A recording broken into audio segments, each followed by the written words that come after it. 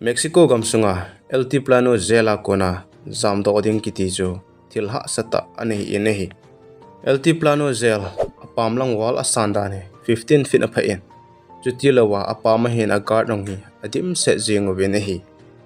Agard atam tle zingwanga hen amahon hichlai velachun network he anom sa powin internet ana bonowin. Jutilawa zel na pen a room azongchun CCTV camera he dim setin ana fit kinovin is 24 hours in ana ve ovenehi. Hiti hi zi chen ama ho hen hichlai zela kona zam do ding kiti hi aha sa hle azenge tin ana se ovenehi. Ahin la sangni la somle li kumasun hichlai zela hen pasal khan he ahin puilu tawin hichipa he zel dang dang azong ana zam do jing chen hi en ama he koidang na hilo leisi chunga drugs ki vei hola an sa pen anamin thang pen cha na hi en amin hi el chepo a hi en hi el chepo he drugs a ki vei mi hi je chen zel jong hi zat ve ham he na lutan a hin la zel alut na ho a kon chen an zam do do jingen azo na hen hi chi zel hen a hin hang lut ta win hi chi zel hen lut na wa jong hen ana mangki nin ana zam mangki nin hi hi chel ti plano zela kona ipiti ana zam ham hoila kona ana zam do ham I het na dingwen Thusim hi azon chan ananga yoite. El Chapo hi 1957 kumachan Mexico gamsung Sinaloa state sungakon koniaw khanen ana pingin na hi. El Chapo hi ania wapat drugsa hongki beje hitan apa hin thingthlang na tongin hi ti chun aji acha te hi ana wa in hi. Ama ho hi insungen thia ko na hi win El Chapo te he u chang atamovin a u chalawa alin pen jong cha hi in ama hen kumsom le kumthum kumsom le kumli ho a hi hen ama jong hen a insung hi ave en hele gen the ki sabe se jeng hi ti chun a school kai jong cho hung hai tan chapang cha hi wang chun hi ti chun draksa ki veiding hi a hen te tan hi ta draksa hung ki ve hen police ho jong hen chapang cha hi wang hen khat ve ni ve hi anaman tawin hi police hon jong el Chapo chu chapang cha hi ji chun ima jong ana loji powin ana thla ji tawin hi le ama enjong draksa ki vei chu anga di pon hiti chun hin bol in a hile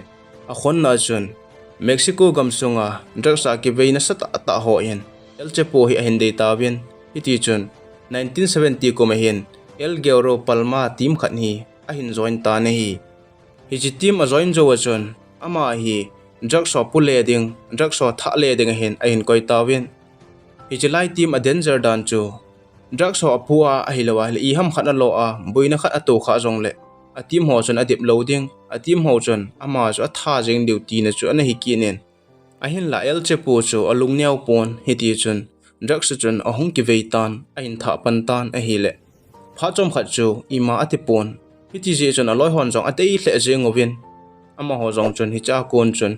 drugs tha le pu le ki ti chu na sata hen a hin bol ki tawin a hi hiti chen phana che chen a hele 1980 kumachon flex glardo kitepa hen ama ho team a hen El Chapo hi ahin latan hi chi team hi Mexico adinga drugs ki veil adinga anasa pen le alin pen chu ana hitan hiti chen amanin jong kumku zen hi chi drug supply bol hon chu ahin bol khomanin na ahin tong khom hanen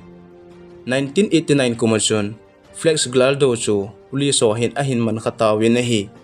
police in a loi pa mat pi phan wa chun ama jong chun kijen asa ading chu hian hi ti chun am loi pa loi si chu ama in Sinaloa cartel kiti min khan hi ahin phut da in hi cha chun a loi si chu ana pi ta na hi chimina a loi si a pi zo wa chun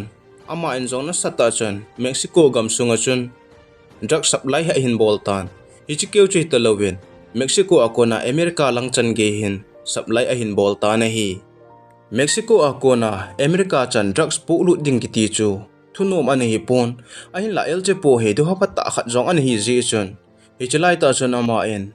alung thim phate chan ana phanin hi ti chun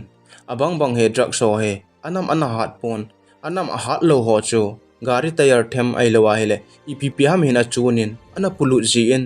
ahin la bang bang he drugs so he anam a ha nen anam hat ho chu hi cho aga pu a ga chi jing the chu ana hi pon hiti hi je chana man jong annam han ho tha na dinga chun leino ya hin tenel khani ana semin hi chi tenel chun Mexico gama ko na America gam chan chu ana vid do in ana tha ji na hi hi chi tenel sunga hian electric zong ana koin chu ti lawa drug supply bol na ding hian train khat zong ana simin hi chi tenel sunga hian ana hlai se in drug stam ta pi hi ana podo ta win hi ama ho team hilawa team dang ho en drug supply ana bol ting leo len na hilawa hele kung ho gari ho a supply ana bol ji awachun lam ka in police ho hin ana man do ji ta win hi ti chun zel in ana nga ji ta win hi ahin la el chepo wang hin leiko thu ta tenel ana sema asun azanum lawa hi che aloya golo ta na via gamdang america chan ana vi do zo wa kon chun ama hen bai ta hian ni tin drug so hi supply ana bol ji ovine hi chi ko homa semu athu dan hi achung langa ko na misina hol di hi jong le hol do hoi chu ana hi pone hi ti chon ama hon jong drug supply chu ahin bol jeng tawin a hi le azona hin el chepo hi ahung min che le jeng tan hau sa le jeng tan a khon na hin gam som gu ma hin hi chi drug chu supply hi ahin bol do zo ta na hi tia gam tam ta pi a drug supply ahin bol do zo nu nga hin ama jong hi mi het khan hi ahung hetan america gam sunga jong wanted khat ni ahung hetan hi phana che in 9 June 1990 kumachun Mexico gam sunga police o hen El Chapo hi ahin man khatawin hi cha manu wachun El Chapo chu kum som ni zel nga adeng hen thutan na hi anei tawin iti chun zela chun ahung umtan zela umwanga hen ama jong hi alung neu di pon iti chun ina nom ta umbanga hen jingin hi El Chapo hi phan hi chan drugs a ki vei ani hi ji chun ama kom hin sum a ki wat pon hi chlai mona ko na azam do nom jong le sum tam ta pi security guard ho chu ai lawa le officer ho chu pe hen lang hele hung do jing thei chu hen a hin la hi chu bol lo chun ama chu ti chun a hung omen a hi le sang ni le khat kuma hen America government a konin thupi na khat ni ahung tan hi chi thupi na chu hi chlai zela ho chu America gam songa pu lu ding ti thu hi ahung hi ta na hi El Chapo inong hi chi thu za chun America gam songa jong government ho El Chapo an het no hi ji chun hichilanga cha che kha nge ya hele thijing ding ham ailawa hele hichilai mona kona hungpo do thelo ding chu ana hi ta ji chun ama in jong hichilai mona kona chu po do na ding ha sa in ti tia ana gel ji chun ama in jong hichilai mona kona hungla do ma sang wa chun hichilai mona security guard a jo se chu 2.5 million dollars si ana pi in ama ho hichilai mona hungpui do ma sang wa he jam ding a hin hi cholo hin an ot do ding hin thu ana peta na hi hichlai mo na ho jong chu sumde ana hi je wachun ama ho jong chu ana nom tawin hiti chun El Chapo jong hichlai zel na ko na apo do ding ni kho chun a zel kor kha jong chu hon sa na ko yubin chu ti lawa hichlai mo na CCTV camera jo se jong chu off ana bol win hi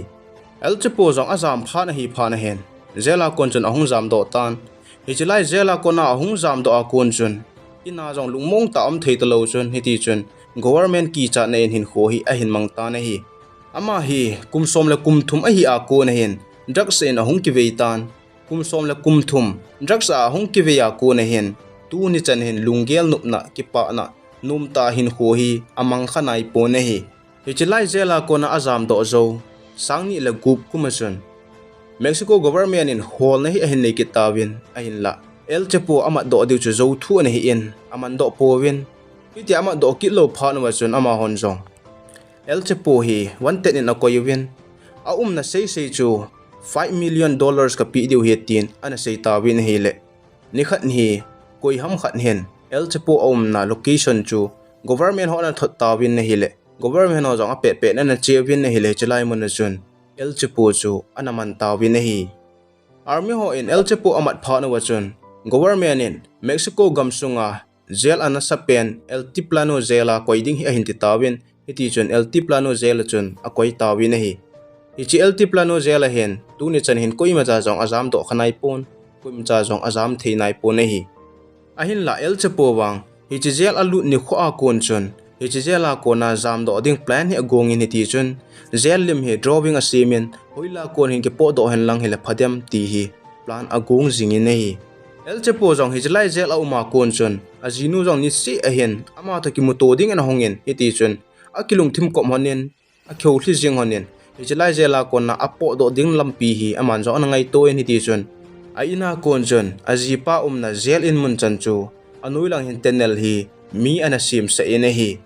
che sim na hin what's khat zong hi azinu hin el chepo chu ana pi ina hi chi pung hi pung mai mai hi lovin asunga hin GPS tracker zong a umena hi security guard hon zong azinu in hi chu WhatsApp pi chu ama ho in pung mai mai ana gia lovin iti jon donin zong ana nei povin el chepo in zong hi chu mang che in hi chelai muna kona azam do na the na chu akito ina hi alang khana in ki sa chai lo mun khana hin ko hom khan he an omen hi chi mi ho ge la chon hi chi mi na to na hi bo we tin an ge lovin na hin la hi chi sunga hi ilu na hi le el chepo ahung po do na ding tenel ki sim na mun chu an hi ina hi chi lei ko hom ki sim na hen ama ho en thakhat thani hi ana sulut bowin kum khat wal se ne na sulu no ven hi chi asim zawo 11 July sang ni le som langa ni kho chun el chepo zong arum chun awa le en akive le en zan 8:50 pm vele hen ama zong mun khar chun chi in aning langa chun amang pai tan ahung po do ta po na hi el chepo na room sunga hen camera khat le hi aumen hi chi camera chun tua achi pheina lang chu a kho phajap pon a hi le camera ve ho zong chun el chepo chu minute izan ham amu lo pha na wa chun ama ho zong chu alungu dong wen hi ti chun security guard ho cho CP evin security guard ho jong cha chi evin aga ve ovin a hile el chepo achi na langa chun ko hom khat 20/20 a ki fit khat hi ana tan hi cha chun el chepo chu ana po do ta na hi ko homa ko na kum thla na dinga jong chun thi le khat jong he ana ki do in hi cha chun el chepo chu ana jam do tan ama lung gela chu hi cha konin ki jam do han lang hile pha so ta pi hin hu hi num ten ki mang man nan te tia ana gel choi hin ahin la so de lo chun Mexico government le America government ki tho chun 8 January sangni il som le gup kuma chun el chepo akisel na in mun chu aga blue win hi cha chun el chepo chu aga man kitta win hi cha ama zo wa chun Mexico government in risk alanum tapon ama chu zelin a koinum tapo win hi ti chun America langin ana thot do ta win America chun ahin kho a zel tang den dingin a koi ta win hichlai mun jo security guard hena dim se jing in hinla America spai ho chun aki chat pi na lai win hi aji chu vel jam do kir khan te tin agel win hi a hin la el chepo wang hichlai zela kon chun jam do ding lunggel jong anei tapon tu na chen hin ahung po do tapon hi loite ho tunin kho a Mexico gamsunga LT Plano Jail na sa pen pa ako na ana jam do pa Thusim sei naw hi chan hin ki chaitan azo na chan hin ngai jo sin na bon chaw chun ki pa thu kain sin video tha ahong ki taka sin ananga jingui te